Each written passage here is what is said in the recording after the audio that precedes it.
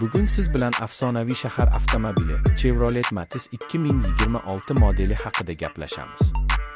Matiz ilk bor 1998 yilda taqdim etilgan va qisqa vaqt ichida arzon, ixcham va yoqilg'i tejamkor mashina sifatida mashhurlikka erishgan.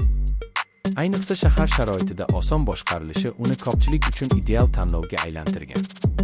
2026 yilgi model esa butunlay yangicha ruhda qaytmoqda.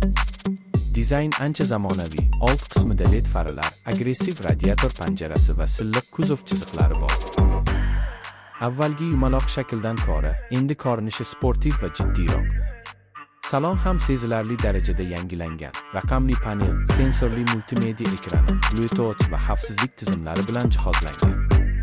Texnik jihatdan 1.0 yoki 1.2 litrli benzin dvigatel variantlari, ayrim bozorlarda esa gibrid versiya kutilmoqda. Yoqilg'i sarfi taxminan 4.5 litr atrofida bo'lishi mumkin. Bu esa uni juda tejamkor qiladi. Avtomat va mexanik uzatma variantlari ham taklif etilishi mumkin. Raqobatchilar sifatida Kia Picanto va Suzuki Alto modellari bilan solishtiriladi.